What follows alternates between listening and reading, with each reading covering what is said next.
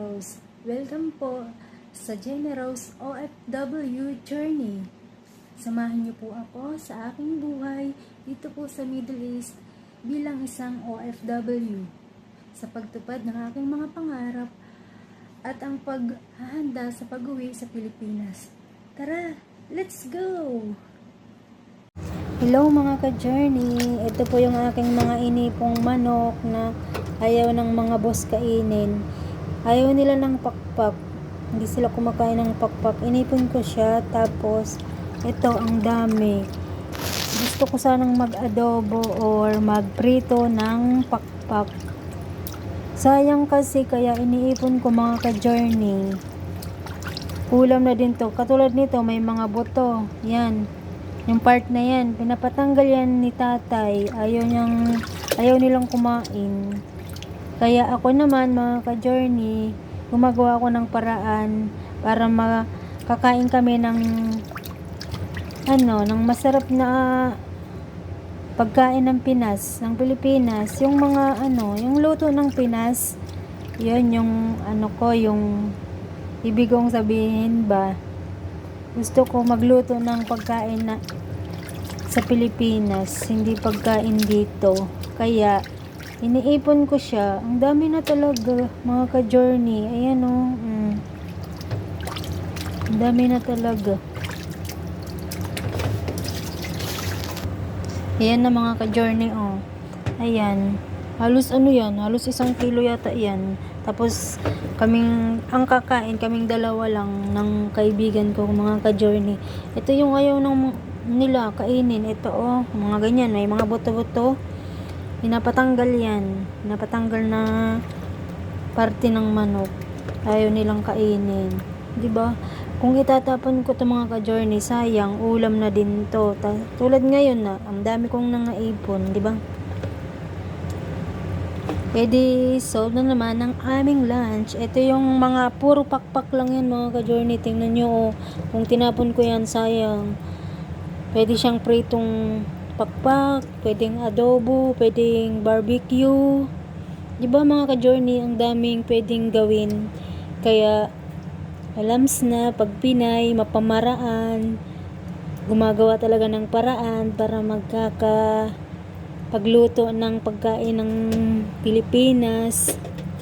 Sayang talaga to kung tinapon ko lang, 'di ba? So mga ka-journey, ang final na decision ko is ito na lang yung aadobohin namin. 2 lang kaming kakain. Ilang days namin tong kakainin? 4 days to 5 days kasi 2 lang kami, 'di ba? Yun na lang yung pakpak. Na lang yan sa susunod. Tapos, piprituin ko na lang yun siya. Final na, adobong manok, ang aming lunch ngayon. Hugasan na natin ang ating lulutuin, mga ka-journey.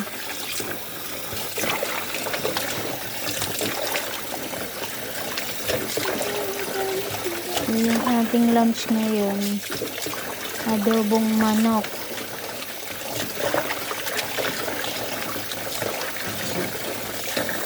Pero guys, bago tayo magluto ng ating adobo, magluto muna tayo ng almusal. Hindi pa ako nag-almusal. Ayan, 4 na itlog. Tapos kape. Diet tayo ngayon guys, diet. Mga ka-journey, diet. 4 na itlog. Tapos kape. Yun lang ang ating almusal ngayon mga ka-journey. Kasi tanghali na din, alas 12 pasado na eh. So yun guys, mag-almusal muna tayo bago tayo magluto. Mga ka-journey. Mga ka-journey. Ayan ang ating almusal. Itlog, kape. Ayan po ang ating almusal mga ka-journey. Tara, kain. Nakabalot ng buhok kasi bawal. Ayaw nilang nakikita yung buhok mo, lalo na dito sa kusina kasi nagluluto tayo guys. Tayo ang tagaluto nila. So, kain.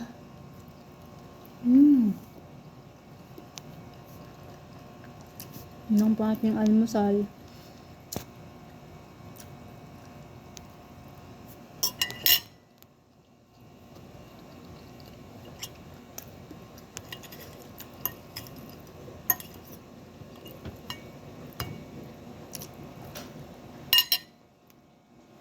yun din mga ka-journey, kahit nag-almusal tayo is meron na tayong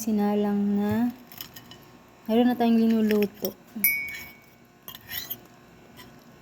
yung pagkain nila. Isiningit ko lang yung almusal ko kasi mga ka-journey. Anong oras na? 12:34 na. Ngayon pa lang ako mag-aalmusal, diba? Pero it's okay lang kasi nasanay naman na ako mga ka-journey. Hindi pwedeng magpaano ng buhok kasi mabukbuhukan ang mga pagkain. Hindi pwedeng ilabas. Nung kumain ng tinapay mga ka-journey kasi yung nabubusog ako agad. Tapos hindi ako makakain ng lunch. Masarap pa naman yung ulam. Mag-adobo pa naman ako mga ka-journey. Kaya ito lang, itlog tsaka kape. Pero yung itlog, 4 na piraso naman to siya mga ka-journey. So, kain tayo.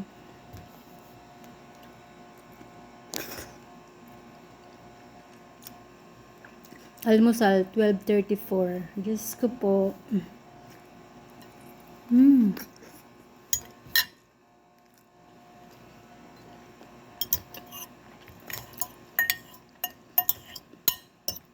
Balot ang ating buhok.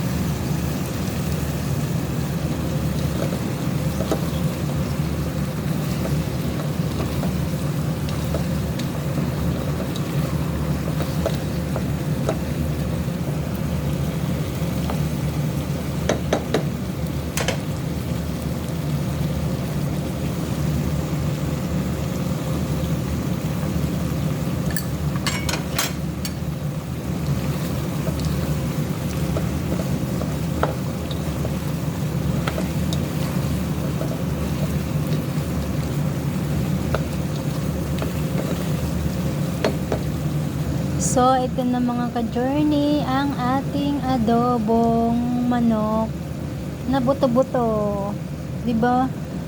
Kung tinapon, di wala tayong aadobohin. Kaya para-paraan lang mga ka-journey para tayo ay makakain ng adobong manok. Nakakatipid na din kasi pag gusto mong kumain, ipunin mo lang yung mga manok tapos hindi ka nabibili, hindi ka nagagastos. Kasi naipon mo na yung mga buto-butong manok. Pero hindi naman siya as in mga ka-journey buto-buto. Meron naman siyang mga laman. Diba sayang din naman pag tinapon. O di, libre na yung lunch natin mga ka-journey.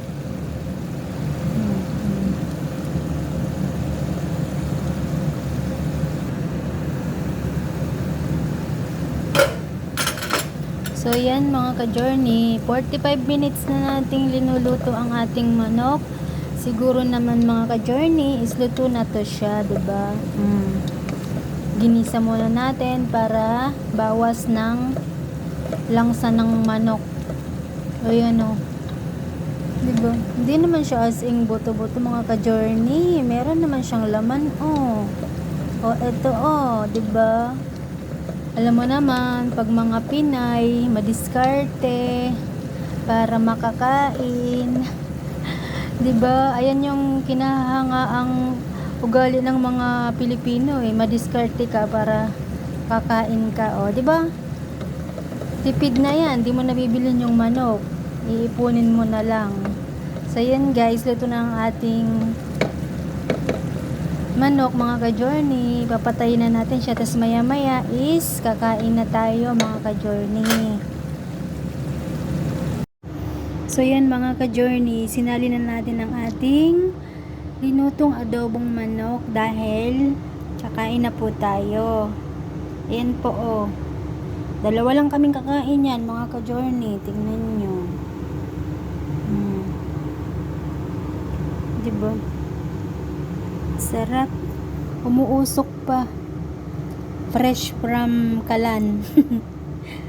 So yan, kakain na po kami.